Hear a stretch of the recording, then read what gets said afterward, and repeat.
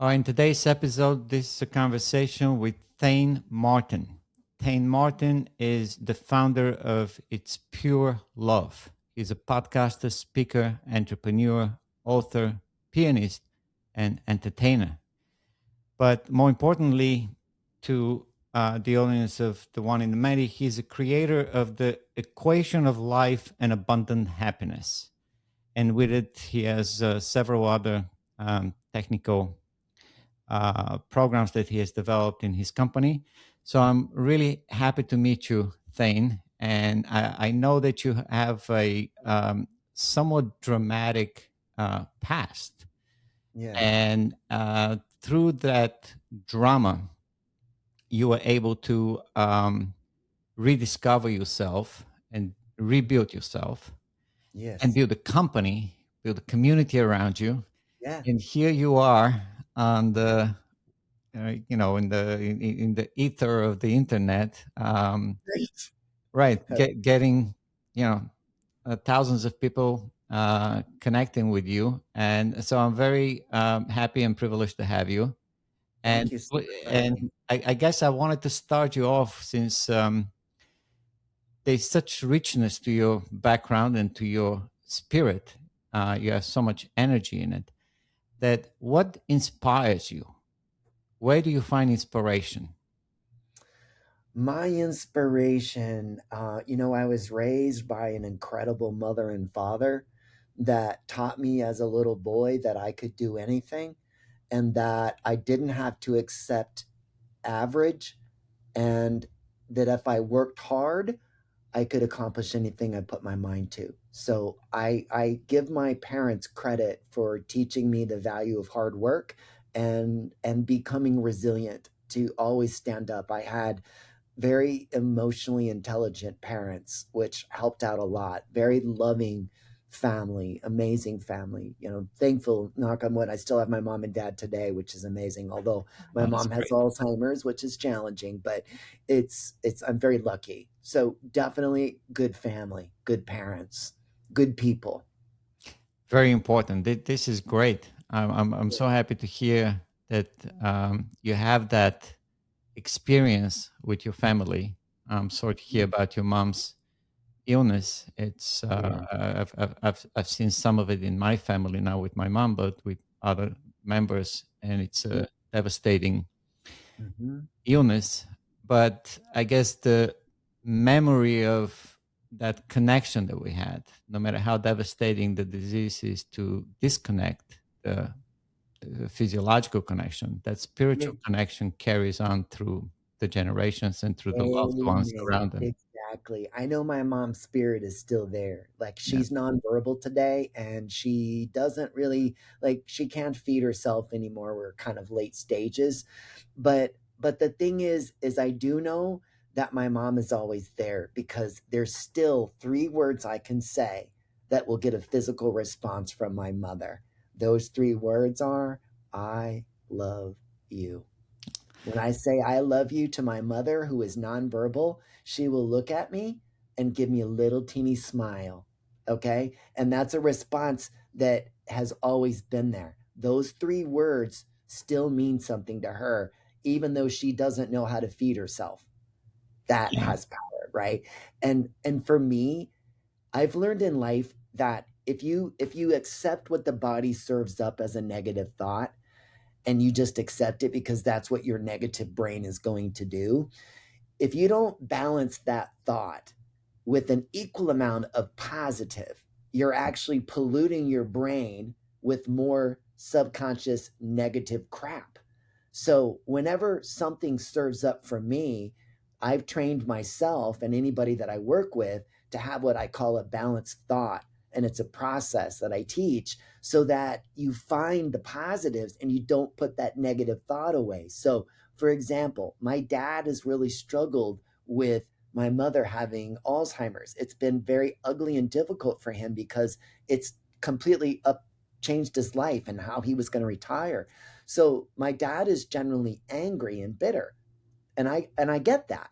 But then I pointed out to him some things that he'd never thought about. And I said this. I said, "Dad, remember that happiness and sadness are present in the same moment. They always are.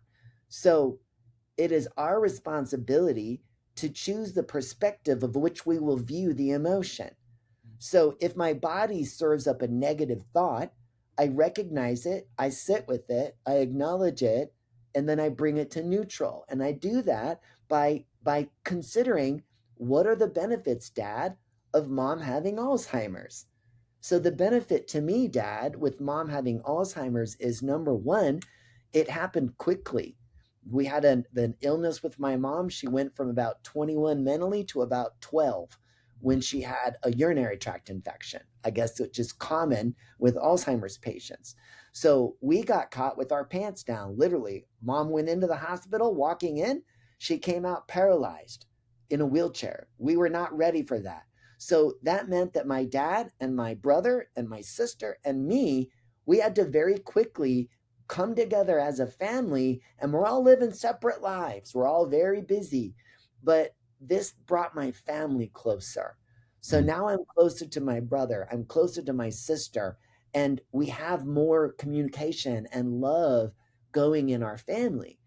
The second thing I get from that is I've got the privilege of watching my mother as a child. Right. Think about that. I've always known my mother as the one who took care of me. I didn't know my mother when she was 4 years old, but now I do. I Yeah. know what my mom's personality is as a child. So I took the ugly and I found enough pretty to be okay with Alzheimer's. Neutral. Everything is about being neutral, which is where happiness lies. No filters. Right? So that's ultimately what I taught my dad. And little by little, I'm changing the way that he thinks. He's leaving the thought process of negativity and he's starting to see value in balanced thought. So it's just one of the techniques that I teach in this program that I created. Interesting. Yeah. Yeah. In my experience with taking care of the elderly, what I discovered is that, we are lucky when we have three generations in the household. And nowadays, we often have, or maybe not often, but I can see that more and more families can enjoy a fourth generation in the mix, right? And so as the elderly gets older, you're somewhere in your midlife time and you're taking care of now of a 90-year-old, and they're literally like children, but also you're their child, and you may be a parent, but now you have to take care of your parent as a child. Yeah. And Yeah. it's a very interesting dynamic Yeah. whereby you go back in your memories as a child of that person in front of you as your mother or father, Mhm. but at the Yeah. same time you feel like you're the parent now, and you're gonna Uh-huh. say, no, dad, don't do that, dad, Yeah. do this, Yeah. dad, don't do this. Right. Very Yeah. interesting. Yeah. I think there's a day in every child's life when they realize that they are now in charge of their parents. Yeah. Like, I was traveling with my dad, and my dad never traveled. And I traveled for 15 years, 4 nights a week on a plane. So I'm used to travel. And my dad, we had something happen while traveling, and my dad just had a complete meltdown, lost his crap. And I was able to balance the negative situation and keep it together. But it's just interesting how even within the same family, like one of the things I've had to work on is anger, because my dad, I'm wired hot. I know in my epigenetics, in my line, Martin men are wired powerful, and we have very, very strong amygdalas and very big tempers and short fuses. That's how I was programmed, right? That's in my genetics. So I've had to work really hard to overcome what's genetically in me to be wired hot. How But do you go about that? how do I change it? No, how do you go about holding off on your anger? I don't, so I retrain the physiological response in my body to a new memory. So I literally have reprogrammed fear in my mind, and I don't get the physiological response from the body anymore. My body knows that fear means caution. Fear means pay attention. Fear does not mean stop. Fear does not mean failure. So Right. I literally don't have that physiological response of fear anymore. Mm. I changed it, and I did it through experiential learning, right? Very specific things, right? Okay. So I'm going to share right now, because I think it'll be good for your audience to understand something. My background, obviously growing up in an amazing family, I was also raised in an offshoot of Christianity. And I lived in a neighborhood that should have, by all intents and purposes, should have been safe. But my parents didn't know when they moved onto that street that a couple years later, an evil pedophile would move into my neighborhood. Oh, wow. And sadly enough, that pedophile ended up getting their hands on me Oh, as a child when I was a young boy. So I was assaulted.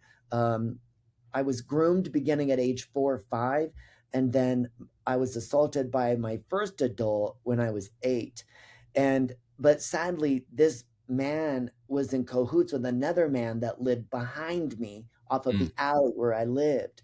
The man that lived behind me was the janitor in the church that I went to.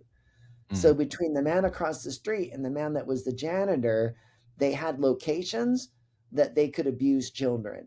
And man, the church was one of them. And so I was abused extensively for a long period of time, almost 6 years. And other man. people were also abused. And because of that, when you're abused repetitively at a young age, the brain begins coping. And that's what my brain did. My brain began coping by creating different personalities. So I was once diagnosed with a disorder called dissociative identity disorder.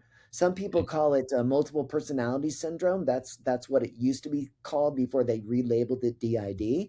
Right. But it's interesting because like it came from being abused, and I was encumbered by that. I was diagnosed as bipolar 1, diagnosed severe ADHD, and CPTSD with dissociative catatonic states. That was my life. So I knew a life of over medication, because that was the solution. And at the height of what I'm going to call the ugliest phase of my life, I had doctors giving me enough pills to fill 7 pill boxes.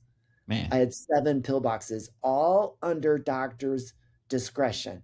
That's what's scary, is that they had me so over medicated that I couldn't see straight, I couldn't think, and ultimately I couldn't function. And I had a very, very successful, high profile career in corporate America. I was capable of functioning at high levels, and then I would go back to my hotel room and disappear, literally disappear. I would hide in the closet of my luxury hotel room because I did not feel safe sleeping on the bed. That's what would happen. So I spent a lot of time sleeping in the closets in hotel rooms, and realizing that kind of behavior wasn't going to work for me long term. So I was diagnosed late in life. I did traditional therapy. I found an amazing therapist who helped me. But what I will say is that the medication, way too much, and the traditional therapy did not stick. It would help me, but it would always unwind. If I wasn't going to the therapist, my ugly thoughts would come back. And I never really had the tools, so to speak, to live the life that I wanted to live unencumbered by all of these ugly things. So I lived a crazy life of addiction. I've been, addicted to pills. I was a sex addict. That comes from being abused as a kid. I'll be vulnerable there. But ultimately, I realized my life wasn't working. And, I know everybody has a belief system, and what you believe is up to you. And I don't judge people for what they believe, and ask that they don't judge me for what I believe. So I was raised in an offshoot of Christianity, and then I became an atheist after that experience, and I wanted nothing to do with religion. And then one day I was given some medication I should not have been given. I was given some medication that I had an allergic reaction to that was Mm. severe Wow. and quick. And I ended up having a seizure while swimming, and I was Mm. alone. And I ended up literally slipping under the water and I drowned. Wow. Thankfully, I lived. I lived, and I spent about a week in the hospital recovering both physically and mentally. And when I came back, when I say came back, I started remembering things about that experience. So I Mm. had a full blown near death experience when I drowned in the pool. And I spent the last 2.5 years unpacking those memories that were put in there when I died in the pool. Mm. Okay. Out of that experience, I knew that my life could not be the same. I knew that I was in trouble. And I knew that if I didn't figure out how to right side my life, I was going to be dead. I knew that. Mm. So I started with this idea that I didn't take pills to get mentally where I was at. I did not take pills.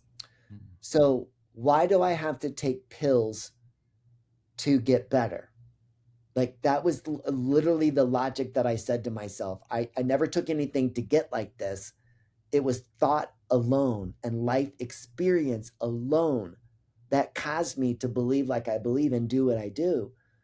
So is there a way that I could reinvent myself so that it was permanent?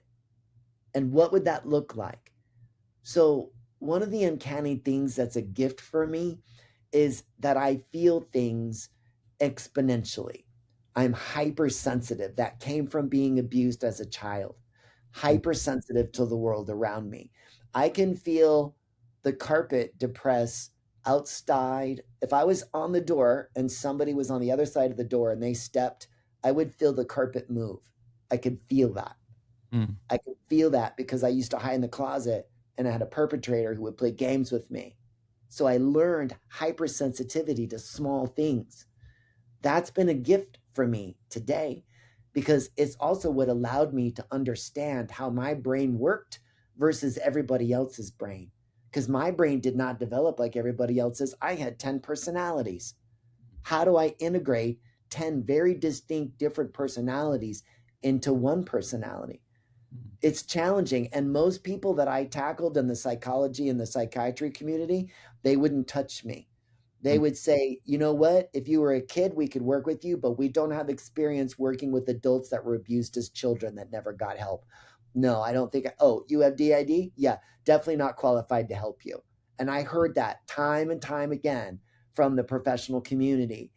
The whole while I'm suicidal, okay? Because it was a suicide attempt that led me to this path of healing. Mm. It was a suicide attempt in my early 40s, where Wow. the first time I told my mother and my father and my wife what had happened to me. I didn't tell anybody that I was abused as a child by a pedophile ring. Why would I tell them that? Because then they're going to judge me. And they're going to assume that because I was abused as a child, that I will go on to abuse others. And that's sadly what the public thinks. But it's actually only about 5%. Mm. Only 5% of people abused go on to abuse others. But yet the public sees it as 95%. Mm. And that's also what drove me into silence. I did not want my wife. I had 3 little girls. I did not want my wife to go to the grocery store and ever have a thought go through her head that maybe I shouldn't leave my husband alone with my little girls. Like that Yeah. would have killed me. Yeah. So I never said anything. I sucked it up and I did the best I could.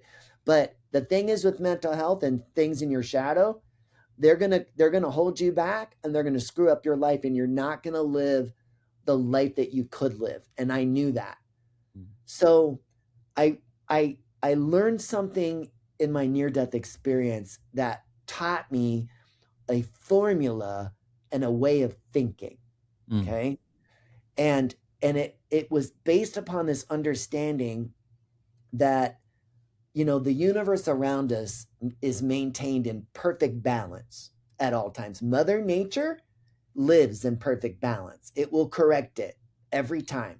So if physical matter can be governed by physical and scientific properties, human emotion is also physical matter. It is, as we expel it, and we're physical beings. So I came up with this idea that, and it's actually true, that the entire universe is organized by math. It's math. And when we look at where the stars are, it's a mathematical equation that'll tell me how to get there and how that star rotates in relationship to this planet. That's all math. So I started thinking, well, if that keeps perfect balance in the heavens, could it make me perfectly balanced in my own emotional energy? And that's where literally this thought came from. And so I started researching, and I created the first four symbols, which are the first four symbols in the equation of life and abundant happiness, which is actually a formula. And it's made up of symbols that you already know. And that's also what's beautiful about this, because it's easy to remember. So I know here in America, the first thing we learned in grade school from math was addition. Everybody learns how to add first. So that is the first thing in the equation of life and abundant happiness, addition. And addition means we add those things in life that bring forth goodness and joy. Then we move to subtraction, which is letting go of those things that don't serve us, that don't bring forth joy, and letting them go. There's no reason to carry that into the present moment. There's no value, so let it go. So our responsibility as a human is to stay present in the moment, add what I need, let go what I don't, and achieve what I call neutral balance. And that's something that everybody can learn to do very, very quickly. So the first thing I teach anybody is add and subtract. What do I add? What do I let go of? So that I can be balanced in this immediate moment. Okay, I need to remove this, and I need to let go of that, and I need to add that, and I'll be okay. Okay, great. So now you're neutral. Wonderful. So the next thing is what? Multiplication. And multiplication is when we add our action and intention, and we align it with the world around us, and we put a plan into place, and we grow our efforts. That's multiplication. Then we learned division, which is, what do I do with it once it's bigger? Well, the reality is that you're going to take what you need and a little bit more, but then the excess should go back into the system. Okay? We don't do that. We hold on to excess, which means that we starve the system, which is why the world today is divided in wealth. Because if I took what I needed and knew that I would always be provided for, I would give that money away, wouldn't I? That's true faith. So that's ultimately what the equation of life is. But then you meet the equal sign, and the equal sign is gratitude. And when I heard the word gratitude, I would roll my eyes, because it was used as a weapon in my family. My grandmother, my mother would say, I want more ice cream. My grandmother would say, you're not grateful for the 2 scoops I already gave you. So pretty soon gratitude was a word that I didn't like. So when I decided that my life wasn't working, I actually took a photograph one morning of a sunrise and posted on Nextdoor, which is a social media app, and said, what are you grateful for? And had all these people tell me these amazing things in their lives. And it made me realize that I'm not grateful, and I need to be grateful, and I need to learn this. So how do I learn to be grateful? Well, I started writing lists. That lasted a day. I got irritated with that. Then I downloaded an app, and it was constantly pinging me, and I dropped that. And then I'm like, how am I going to learn gratitude? But then one day I met an angel. That's what I'm going to call her. She was a human being at a fast food counter. And she did something for me that she didn't have to do, but it was significant to me, like literally very, very important because of my background. I would have triggered and it would have been really ugly, but she didn't. She did something that was kind for me. So I went up to a perfect stranger and I created gratitude with somebody that I didn't know. And in this experience, I got overwhelmed with with love. I I I got something in this interaction with a stranger that was a physiological response in my body that I'd never experienced before. And it was the most intense love and happiness I'd ever felt. And it literally knocked me over. I was so blown away by that. I'm like, okay, this is how I learned gratitude because I'm feeling love. I ended up in tears with a stranger who was at the register in a fast food restaurant, and she's crying and I'm crying because I genuinely thanked her because she showed up for me in a way that she didn't have to. So I left and I went to repeat that because I said, this made me so happy. I want to do it again. So I went to my coworker and I tried talking to them the way that I talked to this stranger. And lo and behold, I did not get the cocktail. That's what I call it. We call it a gratitude cocktail. It is a physiological response from the body. It starts in the head. It tingles. It goes all the way down to your toes. It comes all the way back up. And then when it hits your vagus nerve, you'll feel it. Your vagus nerve will literally come online and it'll wave in your body. Okay, that's an incredible experience. And it was life-changing. So how come I can't do it more than once? So I started studying neuroscience. And I'm not a neuroscientist, but I started studying neuroscience. I started learning the brain. I started studying the subconscious. I started studying about shadows in the subconscious. And then I started thinking, I have a ton of shadows in my subconscious. So how can I teach me to find these shadows and overcome them through lived experience? Because when you live something, you remember it. When you read something, you don't. 10% retention, traditional learning. 90% retention, lived experience. Lived experience. So my lived experience with that stranger at the fast food restaurant changed who I was and how I showed up. And I've studied that. And what I've learned is there is a very specific cadence that I can create in exercises that pulls 5 psychological levers in one experience. Okay? In every experience, I've got 5 proven psychological levers that are all geared towards changing you and making you remember it permanently. Okay? So what are those 5 psychological levers? Yeah, so the first one is polyvagal theory. Okay? So every exercise I do has to have safety, because if the person doesn't feel safe, they're not going to do the exercise and no growth happens. So every exercise has to have a sense of safety. Rule number 1. Rule number 2 is that I want this person to experience something that they haven't seen or done before. Okay?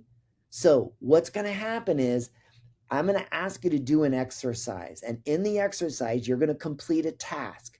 That task has a level of social risk, because I'm asking you to do something that you may not be comfortable doing. That's because it's a self-limiting belief. You shouldn't have the belief that I can't do this. That shows me, if you're resisting this simple exercise, that tells me you have a self-limiting belief underneath this. And if you complete the exercise right now as a lived experience, it will update that memory.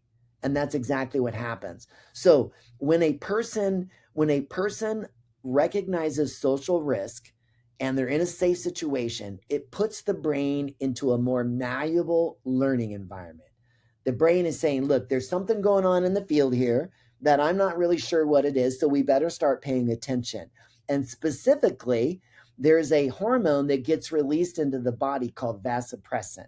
And vasopressin is one of the most misunderstood and understudied hormone involved in memory.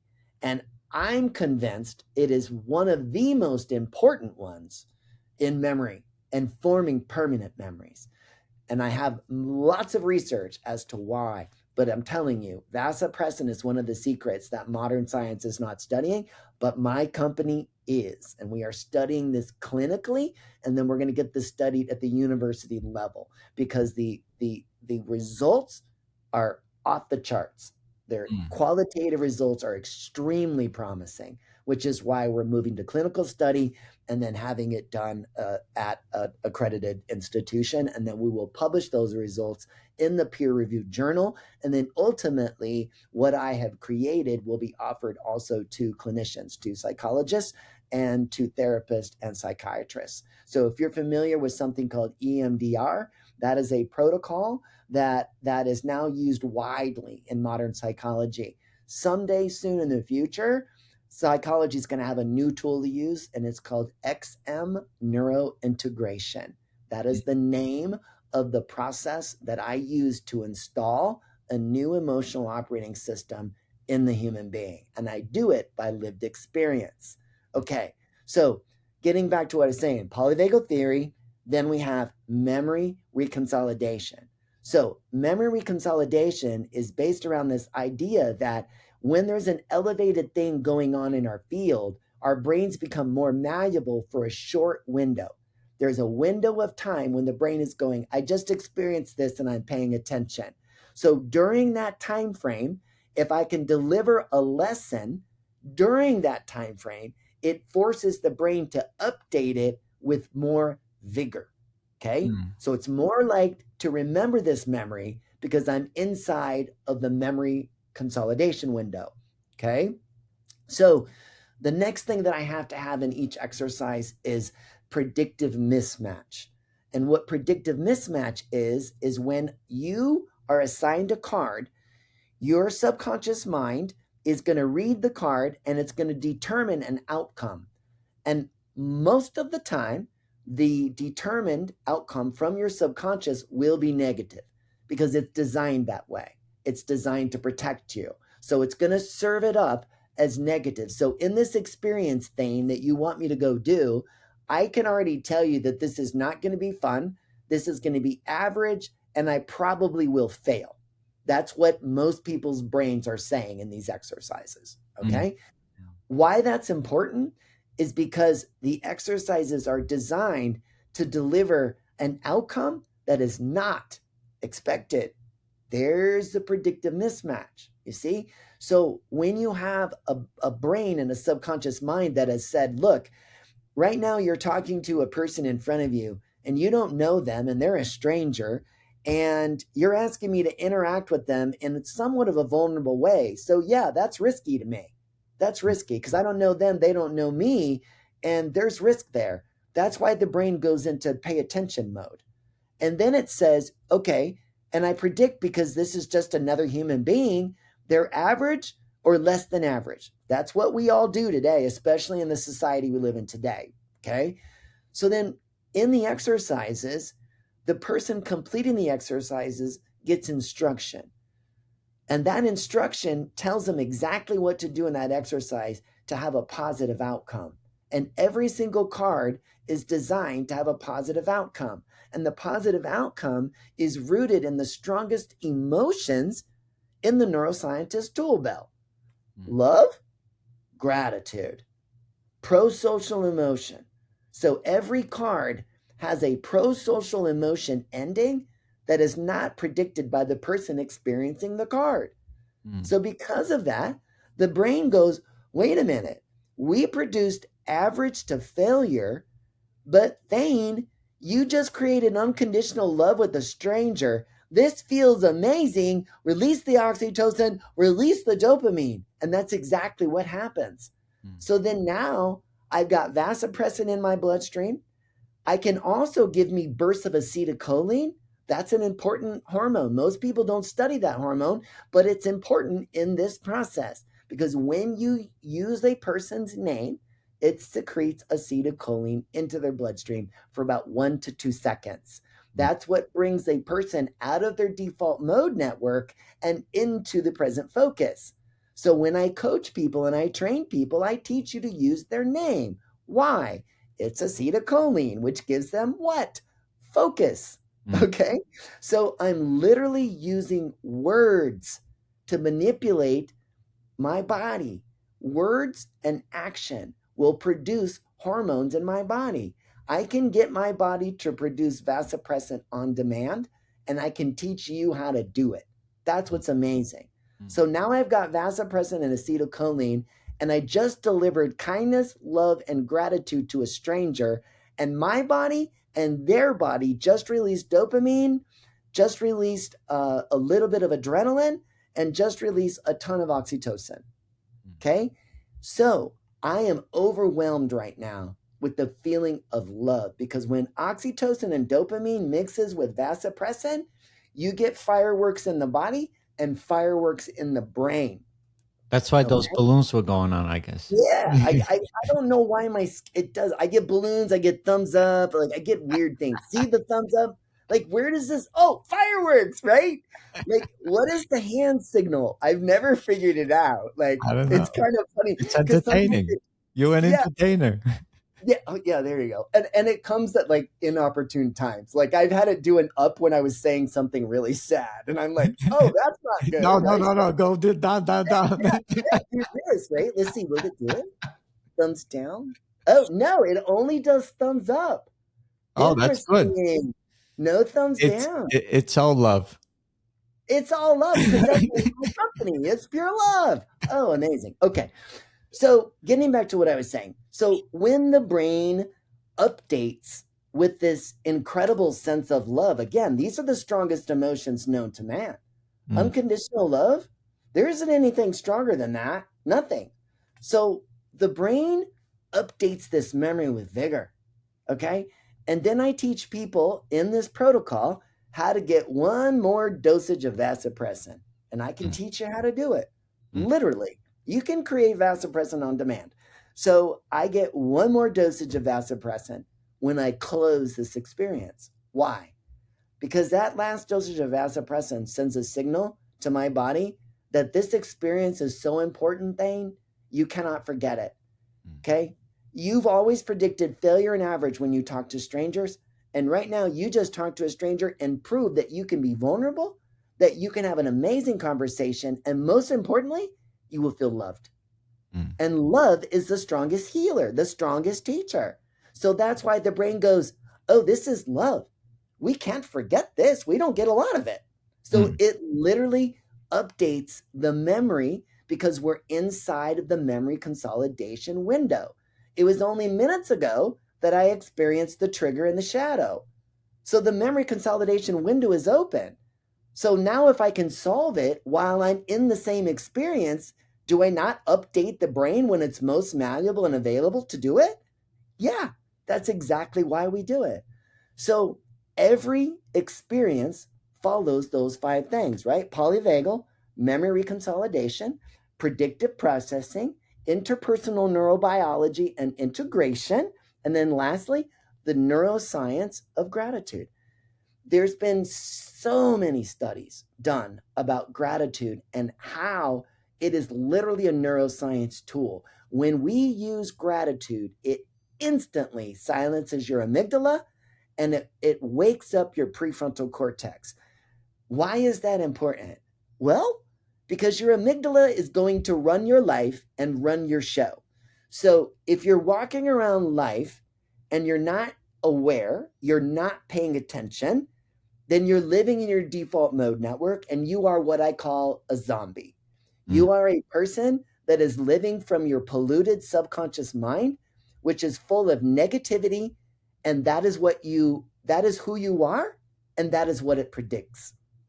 So I've learned that in doing these experiences in a short period of time and in putting in repetition, that's Habian learning. So now I've got repetition with strong experiences mixed with the best pro-social emotions. So what ends up happening when you work through this program is your brain rapidly creates a new neural network. And that new neural network is based upon kindness, love, gratitude, goodness. So it moves a person from broken and multiple shadows to, oh my gosh, I cannot believe that I'm this old and I'm finally now getting the ability to get over this self-limiting belief, right? Like, I'll give you an example. I was working with a client recently, and he is a larger gentleman, used to be 400 plus pounds, Wow. and lost a bunch of weight, but he has excess skin from the fat loss. And so whenever he goes anywhere, he always dresses in a tent. He always puts on shirts that hides the excess skin, and it's not flattering. And anytime that I see him at the pool, he's always covered up because he does not want to feel humiliation. So I decided that after working with him, he was ready to go experience a new card. So I have a card around body image, and I'm going to ask you to do something in a safe public place where you're going to remove an item of clothing that you're attached to. Okay? So I went with this gentleman to a public swimming pool so that we could exercise this card. And I went with him. Okay. And I did this because sometimes I work one-on-one, sometimes I work remotely. In this case, this client was local. So I met him at the pool, and I knew what the card was going to be. I knew it would be difficult for him. And he knew that this was going to be a hard card. So we got to the pool, and it was a water park, actually. So tons of people everywhere. And I found an area of the park that didn't have a ton of people, but there were still people present. And we talked about what it's going to feel like when we take our shirt off and just walk around in this water park in our bathing suits. Okay. So he was struggling. He's like, no way, I'm not taking my shirt off. Like, people are going to stare at me. No, I'm not doing it. So I kept coaching him through and using the equation of life and abundant happiness to balance his emotional energy in that moment. So Logan, what's something we could do right now that would make you more comfortable? Is there something we can add? Or is there something that we can let go of that will make it seem safer to you? Okay, that's what I teach, because I'm teaching him how to balance. And he said, well, I guess I feel a little weird being the only one being vulnerable here. And I'm like, oh, well, I'm glad you said that because I've come prepared. Okay, and he looked at me. Okay, and I said, well, I'm not comfortable wearing a men's bikini. That's not me at all. I wear surf trunks, okay? But today, I brought a bikini. Why? Because if you're going to take your shirt off, which I know is a big deal for you, I'm going to take my shorts off and run around this water park in a little teeny bikini. So trust me, everybody's going to be staring at me in this water park. So if you're going to be vulnerable, I'm going to be vulnerable. So that's what I did. I literally right then dropped my shorts. There I have this little tiny bikini on. And I said, okay, it's your turn. You ready to take off that shirt and live the rest of your life without that self-limiting belief? Boy, he struggled. He really struggled. But eventually, he got the shirt off. And he was hyperventilating. So I did some breathing exercises with him. We work with breathing in my program. I got him calmed down. And then I started saying, now I want you to look around right now. Pay attention. What do you see? And he said, I see a bunch of people. And I said, what else do you notice?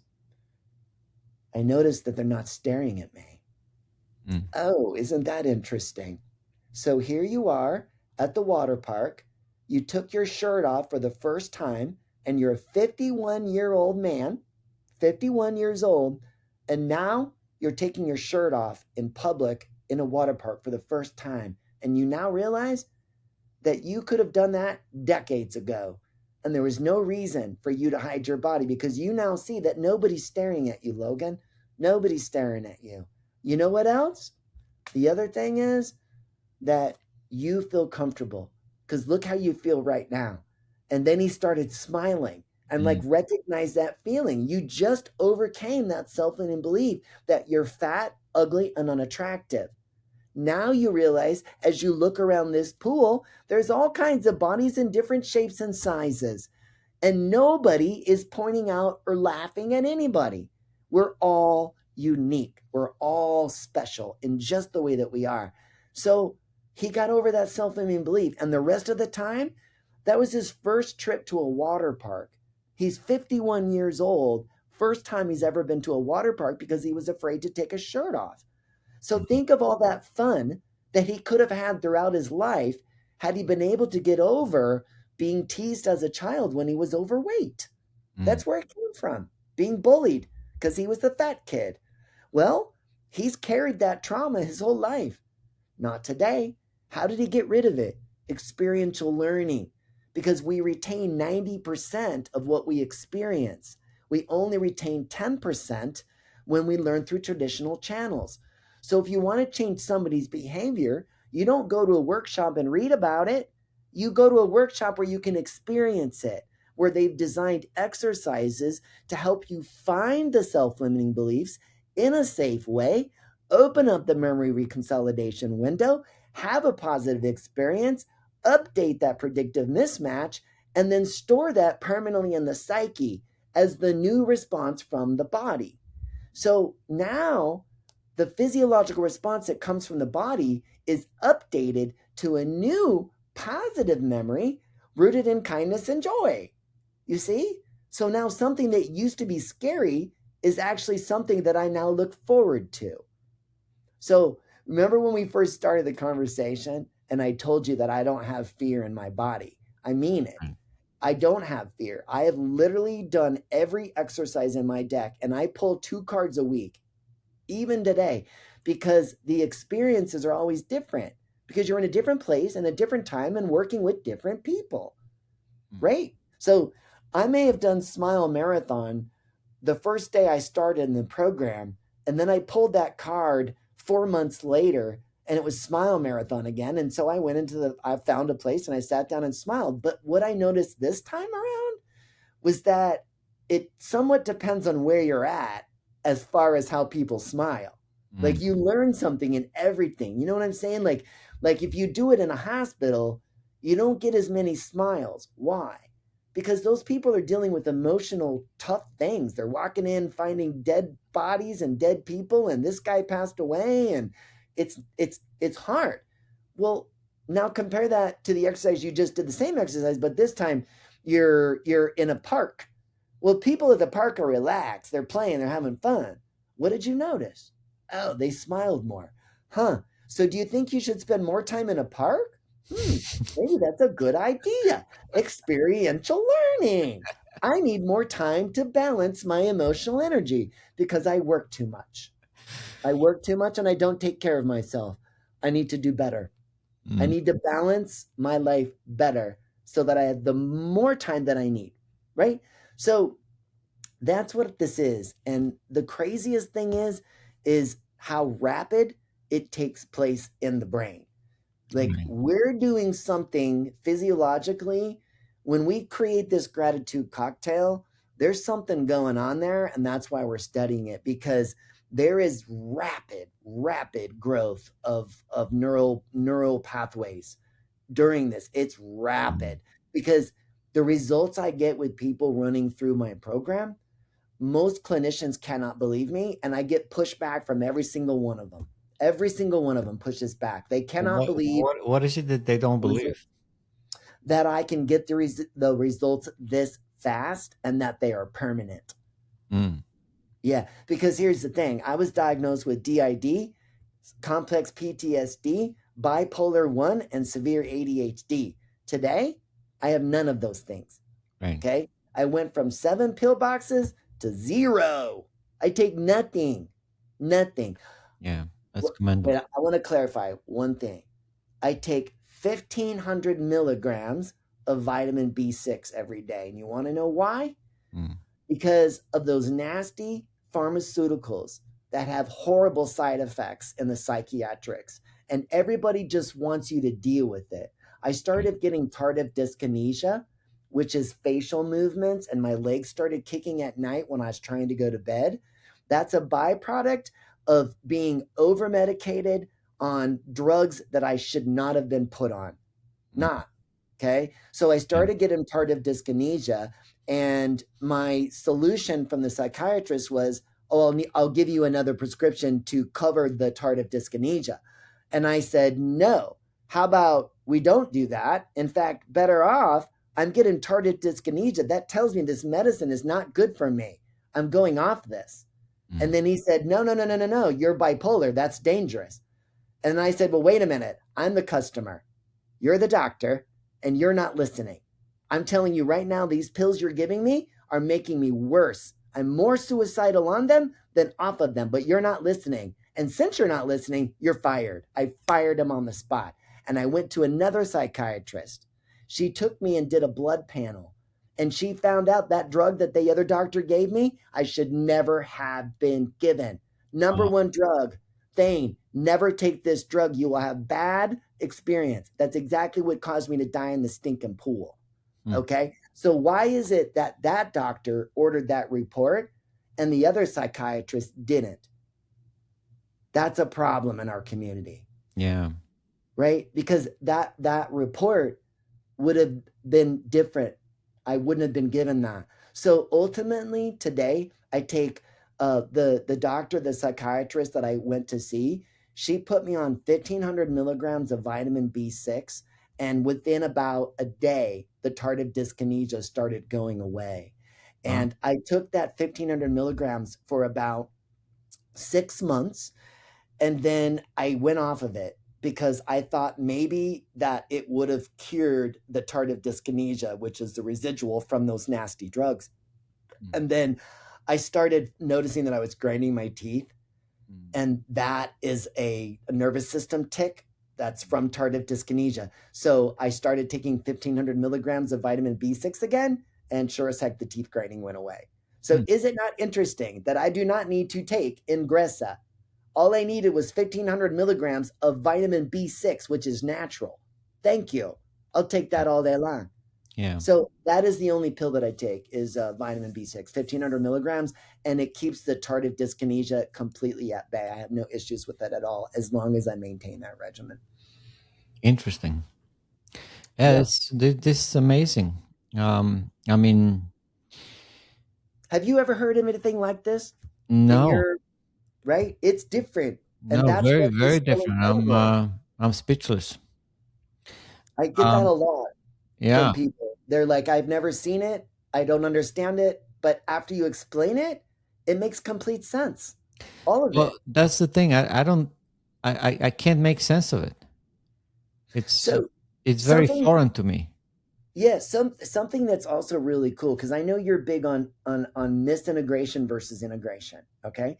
Right. So I actually have cards in my deck that are designed to integrate.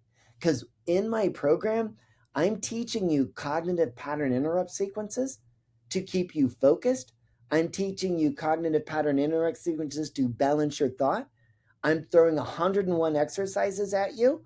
Okay. So I literally am blowing your brain away with complexity in the beginning. And I do it on purpose.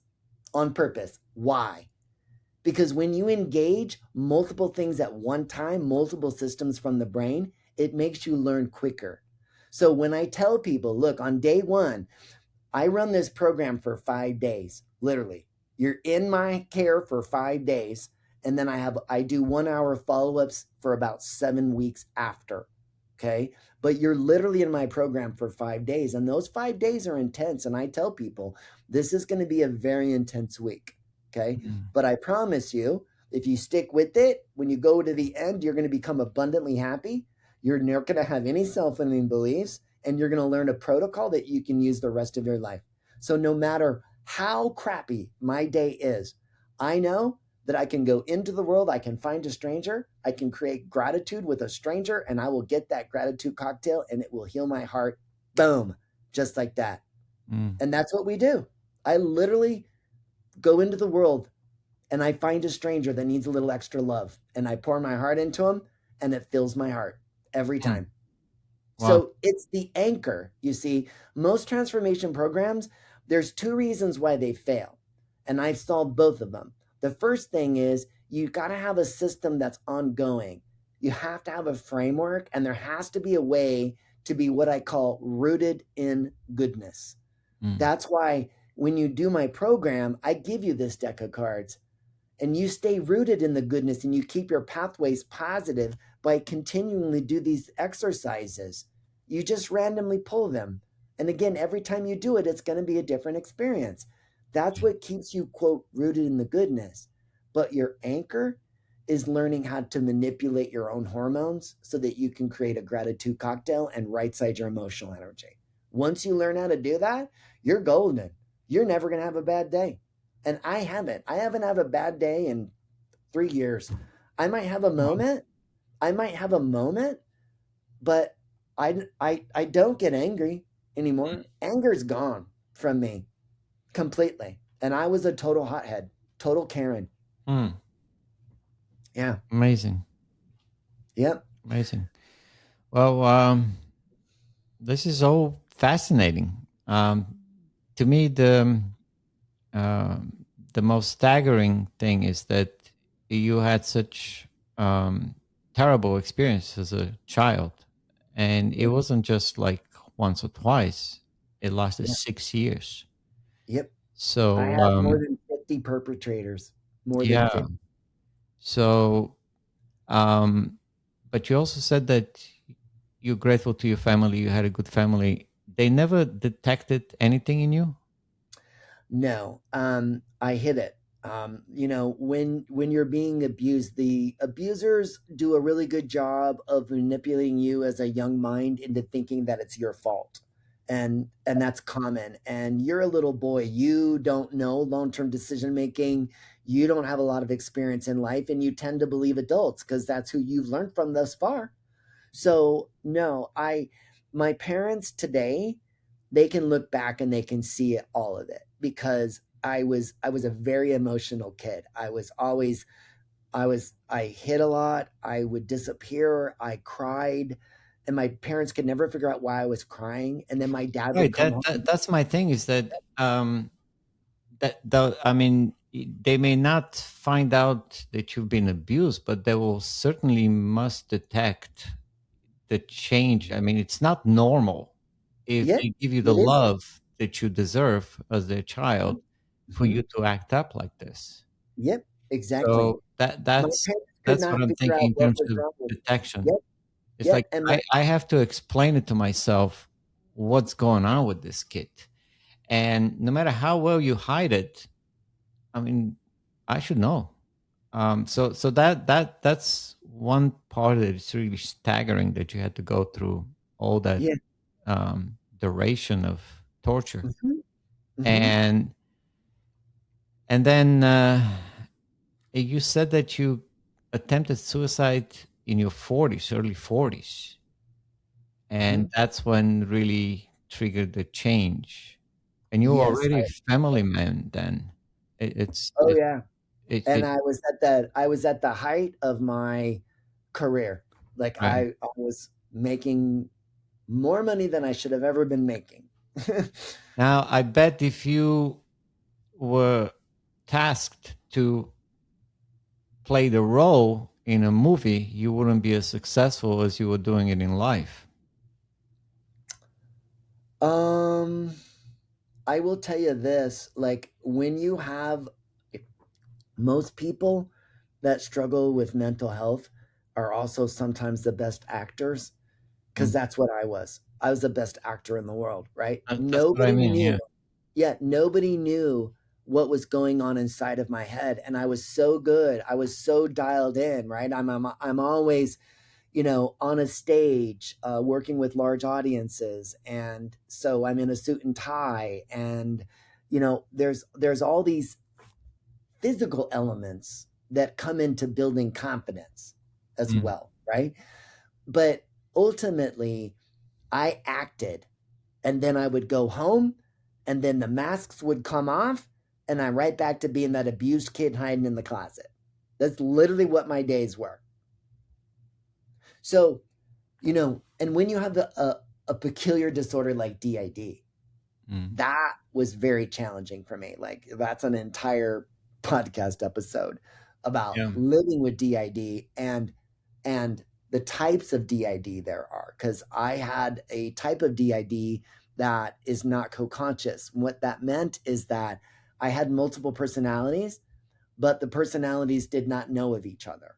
They Right. were not co-conscious. So It's interesting. Yesterday, I had a interview with Dr. Smith, who's a psychiatrist out of New York, and the formative experience of his career was this patient of his early in his career that had a dissociative disorder. And what he noticed that after 2 years of making a real connection with her, she was able to experience catharsis and reconcile with her trauma. But what was following that is that he couldn't help her right away to overcome her low self-esteem. And that was the puzzle for him. That was his challenge as a psychiatrist, how to help her. And it took a long time. And it's interesting because emotional experience could be momentous. Like in the moment, you can, as you put it, you have an experience that can alter the polarities from negative right. to positive, Yeah. positive Yes. to negative. Yeah. Exactly. But to maintain confidence, conviction, to be comfortable in your skin, in Mhm. some people that you know literally and Yeah. others figuratively, but to be comfortable in the skin, you have to prove to yourself first that there's something you can do, and then grow from there in relation to others and to the Mhm. world. Mhm. So it's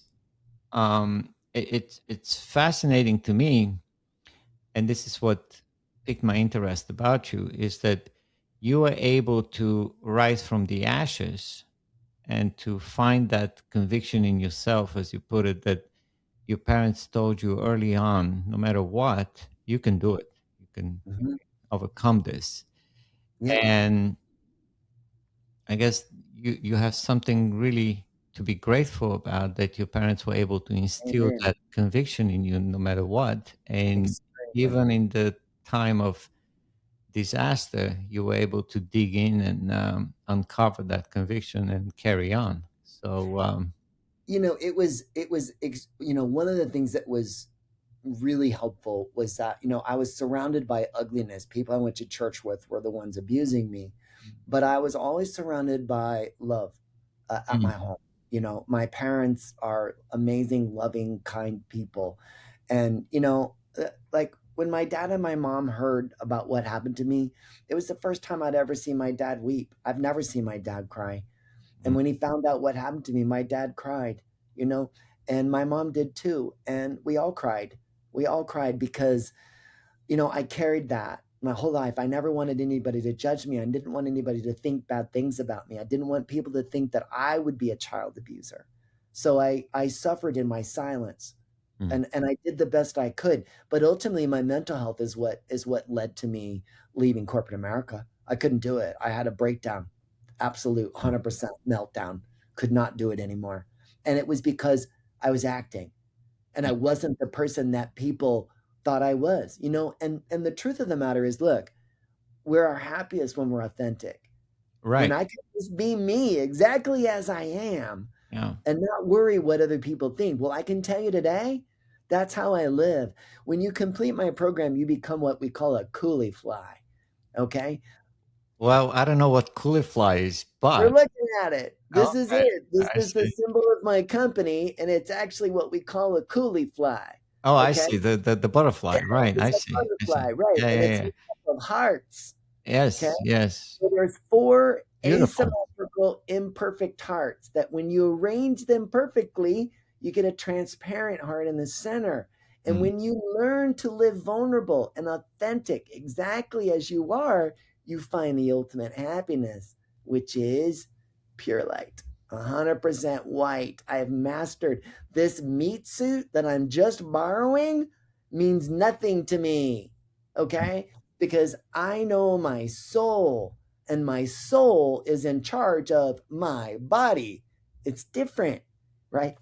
That's metacognition. You got to treat your body and your subconscious mind separate from the self. That's one of the first things I teach people is how to divide their thought into negative and positive. Positive thoughts always come from the soul. Why? Because the soul can't say anything bad about itself. It's not possible. Mm. So anytime you have a negative thought, it always comes from your subconscious mind or your body. It's coming from one of those two things. Yeah. Yeah. Um, I mean, our approaches to this uh, almost opposite to each other. I'm um, I'm getting at love, but in a very different way. And um, but what what I find fascinating is that no matter how you articulate your experience is significant, right? I mean, you have your way of articulating it, and it's fine. Mhm. Um, it's not the way I would articulate things or interpret things, but it's um, nevertheless very important that you are able to regroup. And the ancients, the Indians, the Egyptians, the Sumerians, the I Greeks, love they- that stuff. right? Well, but they all had the same message: know yourself. That's right. From within.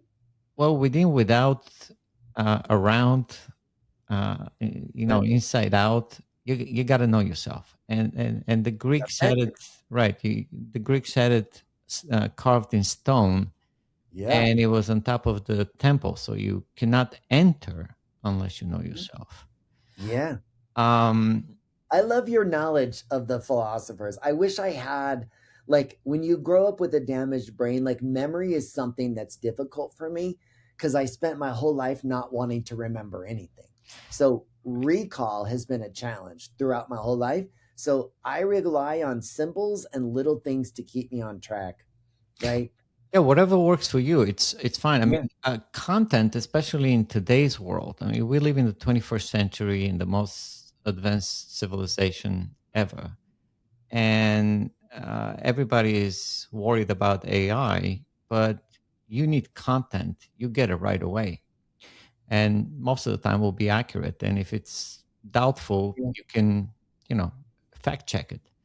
Right. But content is not an issue anymore. What is an issue is the way you operate with that content, what you do Yeah. with it, and how Right. you conduct your life. So Right.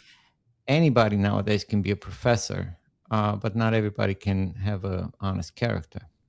Right. Yeah. So it's Character counts, man.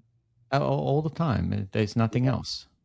Yeah. Everything is about character, and if you met different characters, you would have different life. But you met those characters, so they made you who you are now. Yeah. So for good or for worse, um, the interesting thing, that most people that I've encountered, um, that have had those experiences, those negative, troubling experiences, uh, the ones that survived them, they all come up with some positive, Yeah. and it's fascinating to observe, even especially. Um, I mean, I don't have experience with children that have been abused as children, but I have experience with observing children, that are struggling through overcome a fatal disease or fatal Oh, circumstance, physiological, that they had yeah. to overcome it. And they have been some of the most positive souls that I've ever encountered. Yeah. And everybody around them is crying and worried and sad that their young life will be wasted in vain. And then they come out so energized and powerful and comforting to everybody else around them. Right. So That's it's really that's fascinating. beautiful. Yeah. Yeah. Yeah. Yes. I mean, oftentimes, you know, like I don't know. Like I have I raised three daughters and they're amazing. I love them to death. And then the funny thing is we now have six grandsons. So they're all little guys. And I went from a house full of women to a house. So now team testosterone is finally bigger than team estrogen, which is amazing in my home. But it's been an interesting adjustment for me, Right. because raising women and being surrounded by women all the time versus little boys who climb and jump and break Yeah. and do all those things. Much more entertaining. Oh, entertaining. That is the right word, man. But those little boys make me laugh. Like they keep me on my toes, Yeah. right? But I will tell you this, they're learning the equation life and abundant happiness, and I teach them emotional balance and regulation on a regular basis. Like Yeah. literally. My little 4-year-old, he used to have a meltdown.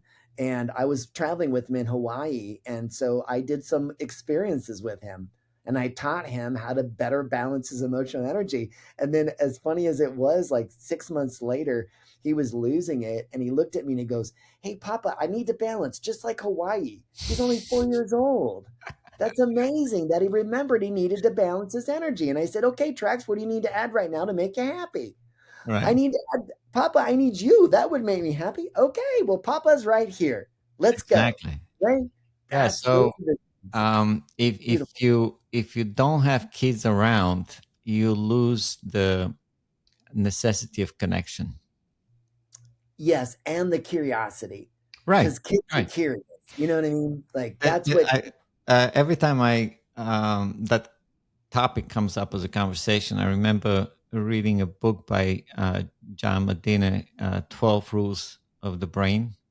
And he's a molecular biologist that writes about the brain and stuff. And he gives an anecdote of going to the supermarket. From his apartment to the supermarket, it's about 3-4 minutes walking distance for him. Mhm. But then when the little one came about, a 2-year-old son he had, and he had to go to the supermarket with him, took him 2 hours because his son would stop at every grain of grass to look at the world in a different way. Yeah. And it's a great lesson, that's how we develop. We have to connect, and don't take it for granted. Yes. You you Yeah. you never know what you're going to discover further. You know what? I live every day as if it's my last. That Yeah. that night that I drowned in the pool, I had no idea that could have been my last night. Yeah. Right. So ever since I've had that, no, everything matters to me. And, I've let go of material things. I don't care about them. They mean nothing. What matters to me is connections to people, love, kindness, gratitude. Show me that. There's my happy place. I don't Yeah. need things. I Yeah. don't need them. I mean, you need them obviously, but they're Yeah. not You the don't, you don't need excess. Okay. And right. I Exactly. made a lot of money and I lived a vain life, Yeah. Yeah. Yeah. Yeah. Yeah. Yeah. but not So today. that's where wisdom comes. Unfortunately, wisdom comes Yeah. at old age, but Yeah, why can't wisdom we is be exactly wiser when that. young? Is that you Like, know exactly how much you need, and everything else is out. yeah, yes, yeah, So yeah. The older you get, the more you realize the stuff you thought were important are not important. They're right, not. right, right, right. No. Yeah. I mean, I was thinking about it this today actually, in a different, in a different context. But if you think of Aristotle's four causes, which is material, formal, um, effective, efficient, and final. So um, we're mostly stuck in the material. We kind of skip over the formal, right? We don't want to deal too much with the form, but we are, you show me that glittering medallion you wear, that I'll Mhm, pay attention to it, right? But if you had something that is not as shiny, I won't pay attention to it. It's a material thing that attracts me. mhm, Um, and it's the form that it's stays with me, and I forget the material later. But originally I focus on the material, and then I skip the form and I go to the effect, and I get stuck in the effect. And so matter and effect become the driving forces in today's society, the way I see it. And we forget about the reason why that matter was used in the first place to generate the form that we skipped, and Right. what kind of operation really was responsible to what end, for Hmm. what purpose. And so we neglect the what purpose was this for, and who formed it, and we only care about the matter and the energy behind it. We um, skip the entire middle part. right, and the end part as well. Right. Right. So it's mostly, if the consequences of the effect, but not the causes. And if I can get away with whatever I'm doing, people won't catch me, right? Right. So it's bad, but um, it's interesting. It's interesting that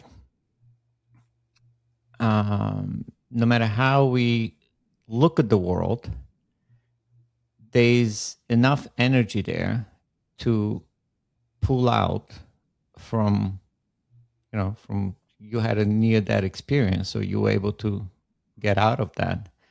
No matter what life threw at you, you were able to get out of it, and without any other interpretation or articulation. That's a very powerful lesson that your life gives to anyone as a gift. Thank you. Yeah, Thank you. because I, if I if, do if I do feel like my life is a gift today. Like I know I'm very lucky to be alive, and yeah, I'm grateful. I think the biggest thing for me is that I'm not a victim anymore.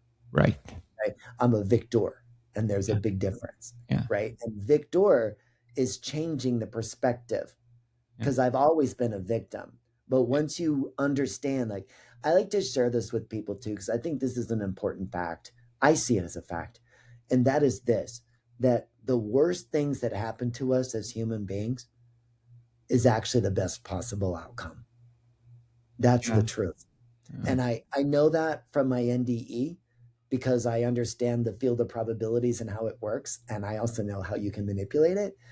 But it's all about perspective yeah, because I used to see all the ugliness, like God, why did or universe, whatever you believe, why did this happen to me? Why me? Why not my brother? yeah, Like those are the things my whole life I went, how come nobody else has these things? How come nobody else struggles with these mental health issues? But I do. That's not fair. And yeah, so I showed up as a victim.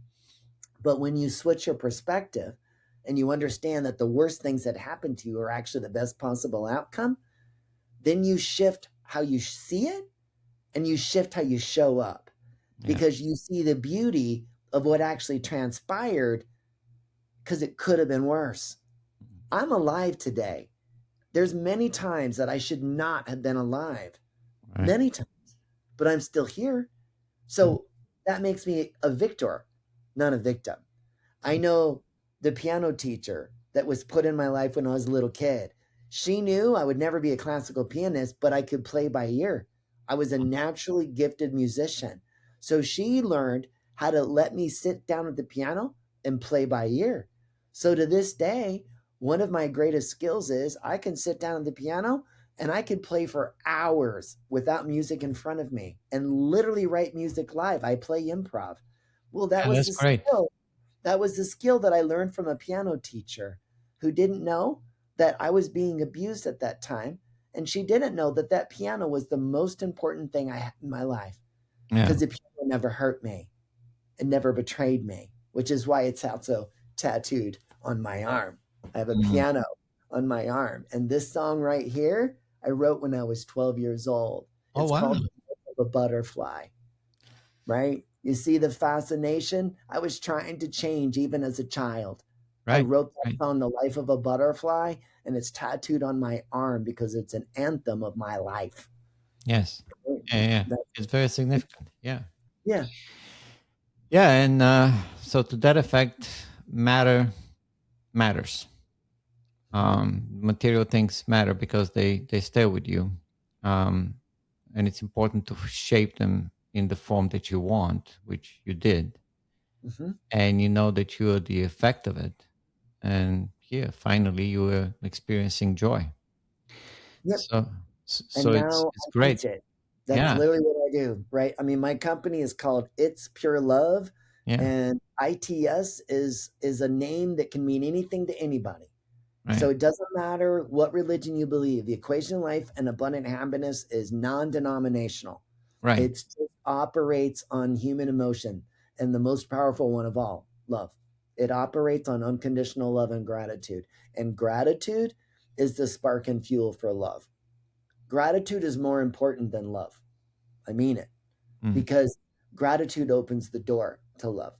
You can't just love anybody, but you can love them through gratitude. mm.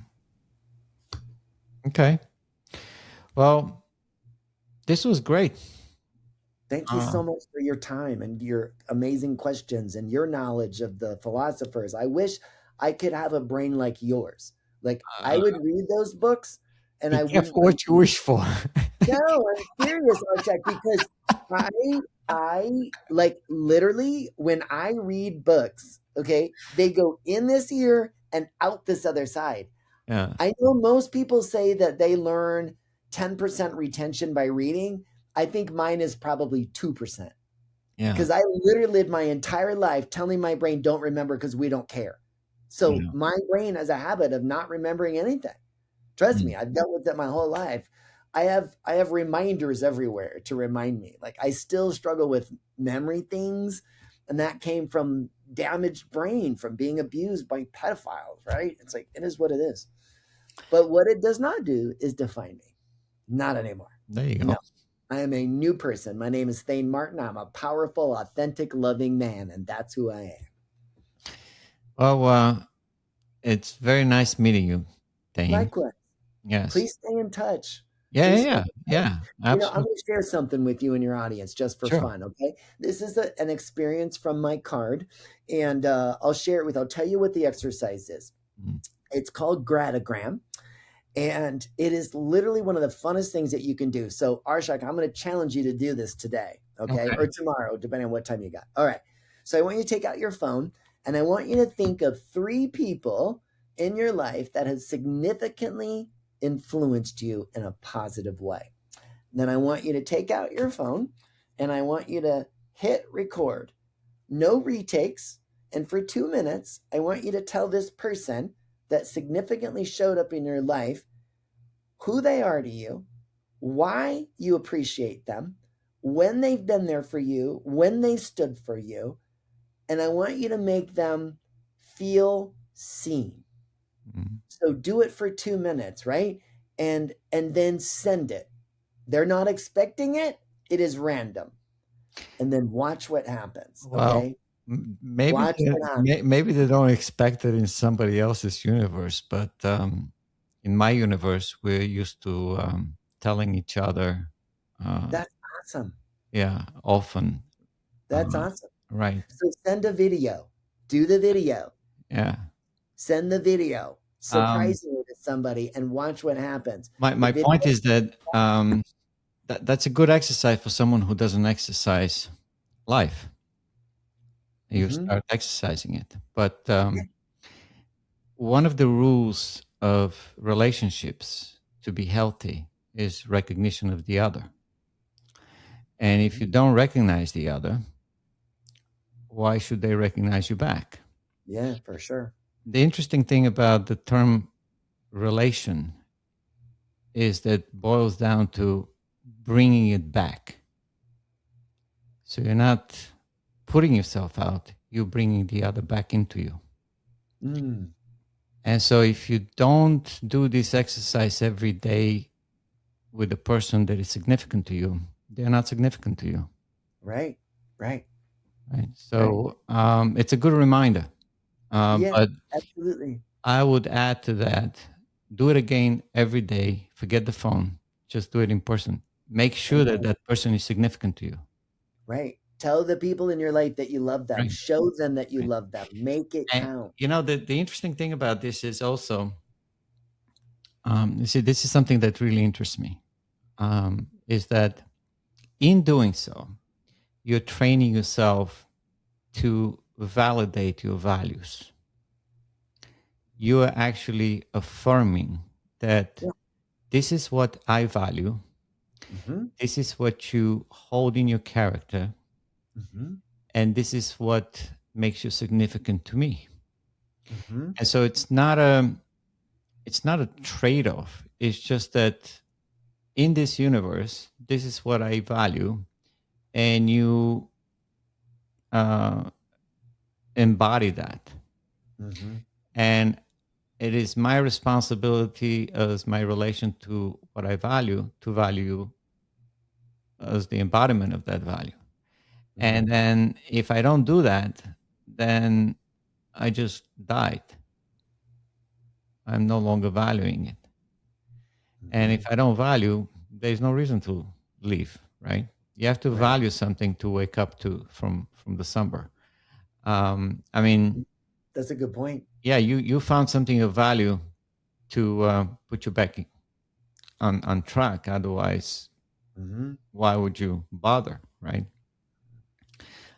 So this is powerful stuff, and it's a good exercise to wake someone up, because the response is, if you haven't shared your recognition of your value with the other, the other is like, really? Yeah, it's this card always gets warm fuzzies because, like, uh, when you think of people that maybe you haven't talked to in a while, there's usually a reason you haven't talked to them. Right, You know what I mean? And so this exercise is also about that. right. Do I have people in my life that I thank regularly? And are there people in my life that I don't thank regularly? Yeah. Because I need to be thanking everybody, not just the people I care about. That's the truth. Well, I cannot think of everybody, but I can think of the people that are significant to me. Yeah. I love when I get like I had a lady that she was thinking about taking my course, Mm, and so I gave her that card. I said, I want you to try an experience and tell me what you learned. So she did, and she called me 2 days later after she completed the exercise, and she was in tears when I was mm, talking to her, and she said, I just completed the gradagram exercise. I sent 3 videos. I did not make them perfect. I'm a perfectionist, and to send them with things in it that weren't right was hard for me, but I did it anyways. And then she said, I got a response back from my son, and it moved me so deeply that I want to take your course because now I understand what this is. Because I, my son and I have not had a good relationship. And when I poured my heart into him anonymously from afar and sent him that video, and he got that video, he wasn't expecting it.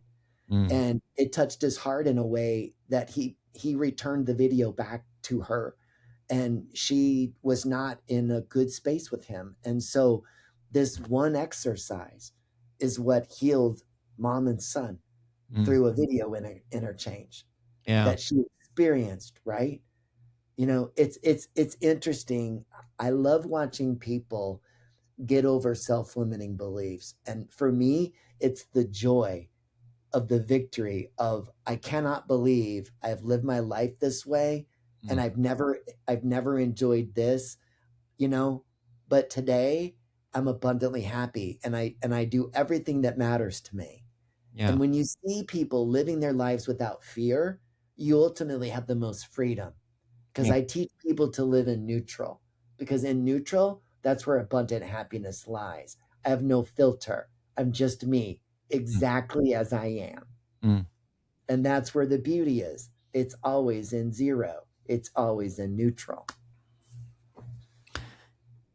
Well, I'm glad it worked for you, and I'm glad it's helping people around you. Yeah. And again, it's a fascinating um, energy that you have maintained after all that, and I salute that energy. I'm Thank really you. happy that I met you. Thank you. Um, Likewise. I'm going sure, to be publishing my research eventually. Right now, it's still kind of covered under an NDA. that's fine. But I'd love to at some point when I can release the research. I've got your email. I'll send it to you because I think you would find the research fascinating. Sure, sure. I Yeah. mean, we don't have to wait for research to come out um, Yeah. out in the open. We can still maintain contact. I So think yeah. So but this was great. I mean, I don't want to hold more of your time, as we agreed that we're going to be on the air no, no, for about an hour and a half, and I yeah. know And how if it people went have very questions, fast. yeah, and if people have questions for me, the best way to get a hold of me is my website. It's purelove.com. Sure. I offer a free 30-minute link. There's a link on there that you can book 30 minutes with me and we'll talk about your life and my life. And if this makes sense for you, great. And if it doesn't, no big deal. I do work on a donation basis. I don't know anybody else that does that, but I work on a donation basis. Okay. There needs to be skin in the game. This is hard work and free doesn't work. Free Right. doesn't work because people quit when it's free.